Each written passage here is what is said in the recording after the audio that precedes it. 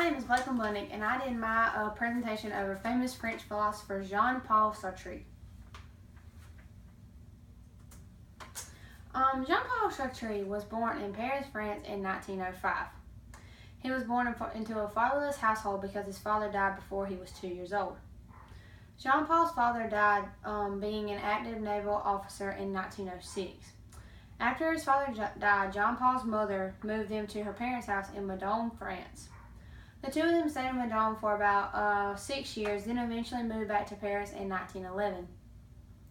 They stayed in Paris for 5 years and then moved again to La Rochelle in 1916. When his family moved to La Rochelle, his mother got remarried, and this took a toll on Jean-Paul's childhood. He became depressed, and he started to bury himself into books that made him become an intelligent but spoiled child.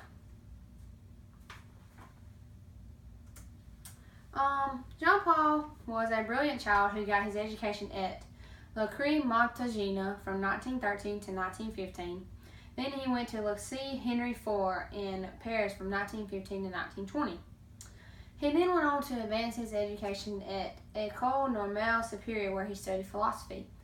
After he finished school, he attempted to pass an exam to get his teaching credentials, but unfortunately he failed.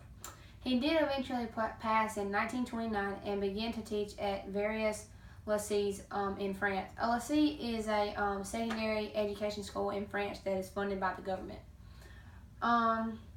He taught at various secondary education schools until the beginning of World War II, because when the war broke out, he was called up to the military and he had to serve. While he was serving, he was captured by Germans from 1940 to 1941, and then eventually he was released.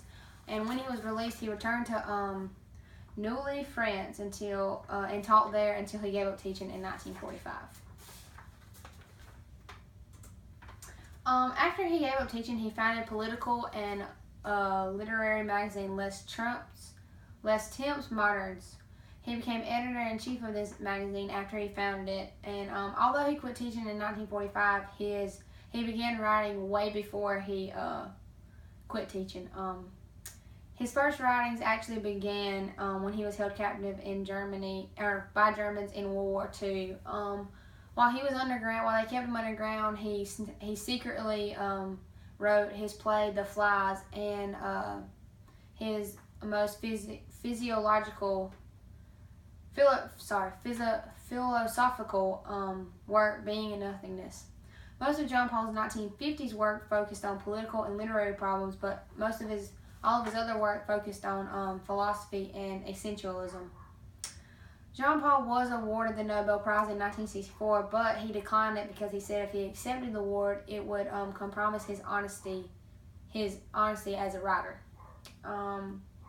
Jean-Paul continued to write for many years, but then some health issues impaired his vision, and so he quit writing. Then he eventually died at the age of 74 in 1980. Now we've talked a little bit about Jean-Paul's life and some things that he did. I would like to now focus on the body of works that he did throughout his life.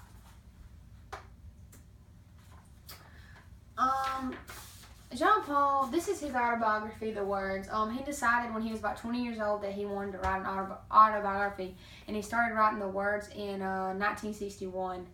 It focused mainly on his intelligent and spoiled childhood, but it also talked about how lonely he was as a kid. He actually entitled the autobiography Les Mots, but that's French and is translated into English as The Words. The Words is a short book. It's about 250 pages and is separated into two parts, reading and writing. In the first part, reading, it talks about how he learned how to read from his mother, but she didn't really teach him how to read. She just showed him the alphabet, and then he was so smart that he taught himself how to read. And the second part talks about his writing and when he first began writing, and it states that he first began writing by expressing his feelings and about himself through novels and short stories. His autobiography also talks about events that transformed his life, like his father passing and his mother moving them so much, and then when she got remarried, and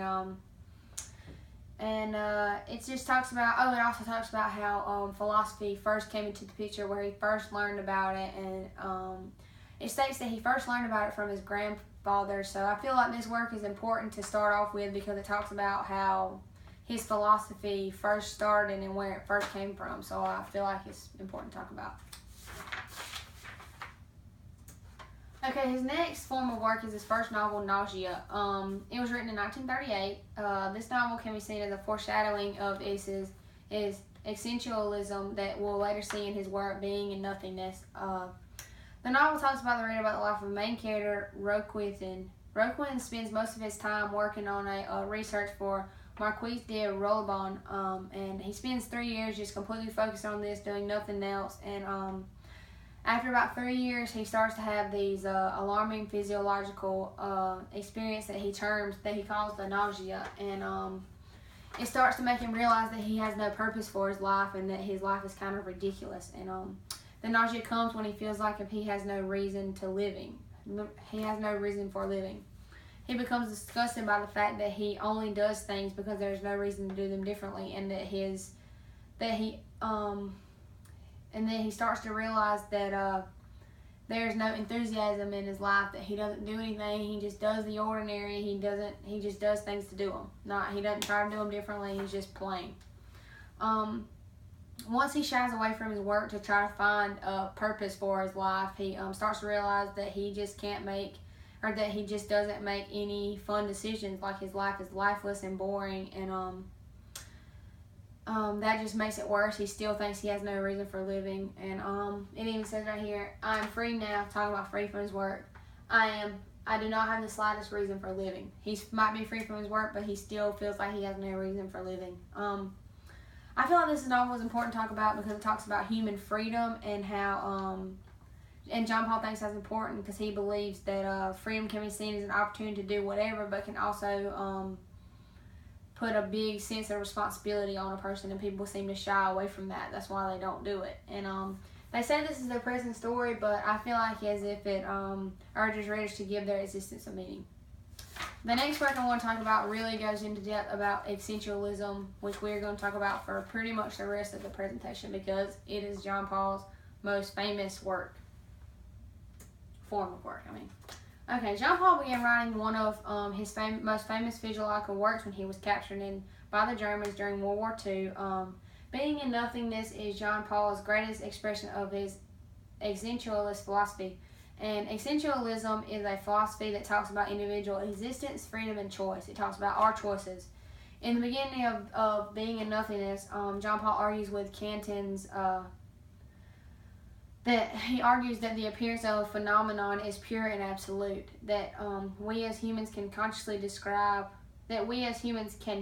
consciously describe or categorize our state of being. And then he starts to argue about being in itself and being for itself. Being in itself discusses how being is completely in itself and does not choose what it may become, that we can't choose what we become.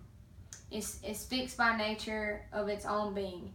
Now, being for itself is the complete opposite. It's not fixed by anything. It's determined by human consciousness and the territory of subjectivity and decision. John Paul says that we make our decisions and we determine who we're going to be. One of his most famous words is existence precedes essence. And this describes how human choices determine a human's essence or the core of who they are. I think, and this is where John Paul's essentialism eliminates the idea of human formed by God or formed by genetics. He thinks that the essence of a human, the core of a human, is what they decide and what they do, and nothing else. And nothing else comes in the work after the argument over, or the discussion over being in itself and being for itself. He says that nothingness is about being for itself because you start from nothing and you have to make your decisions to become something. So you start from nothing, and that's where nothingness comes from. This work can be hard to understand. It took me a while to really determine what it was trying to say, but I felt like it was really important because it does emphasize essentialism. And then for the last part of my presentation, I wanted to go even more into depth and try to find a simpler way to explain essentialism because that is John Paul's main thing. That's mainly what he talks about throughout everything. So, We know he's a French philosopher. Most of his work focused on, like I said, essentialism, but he did have some political and ethic and literary works. But most of it discussed human freedom, phenomenology, and metaphysics, which all combine to make up essentialism. And now let's go into more detail about that.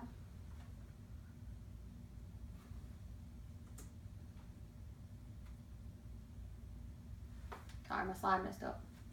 But Jean-Paul's philosophy on essentialism was influenced by the work of Ed.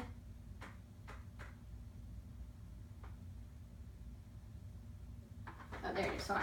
Jean-Paul's philosophy on essentialism was influenced by the work of Ed Husserl. Although he was influenced by Husserl, he used his own method to come up with his own analysis of essentialism.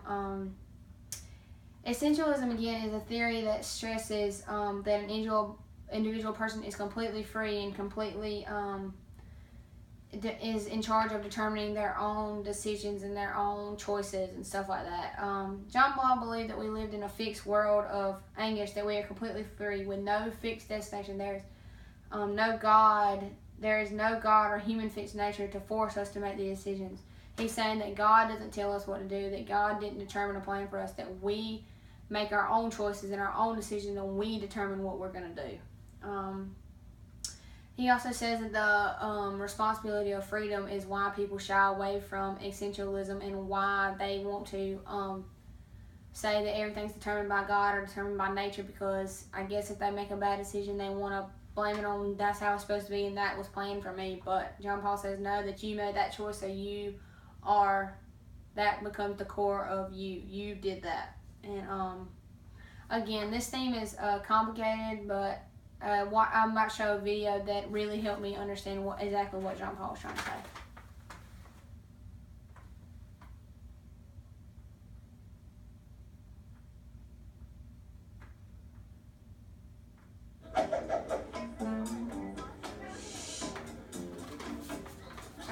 The existentialist Jean-Paul Sartre thought that human beings live in anguish, not because life is terrible, but rather because we are condemned to be free. We are thrown into existence, become aware of ourselves, and have to make choices. Even deciding not to choose is a choice. According to Sartre, every choice reveals what we think a human being should be. A penknife has an essence. There is something that makes it what it is. It has to have a folding blade, or it wouldn't be a penknife. Its essence pre-exists the actual penknife that someone makes from the design. But according to Sartre, there is no design for a human being. No way we have to be, no God to create a purpose for us, no human nature that fixes how we should live. In his 1945 public lecture, Existentialism is a Humanism, he declared that for human beings, existence precedes essence. That is the fundamental tenet of existentialism. I create myself through what I do, the choices I make in a world without fixed values. This makes me, me. I am what I do. What heightens the anguish, though, is that every sincere decision I take presents a picture of what I believe any human being should be like. In fashioning myself, I fashion humanity. I have to act as if everyone is watching me, and there is no escape from this.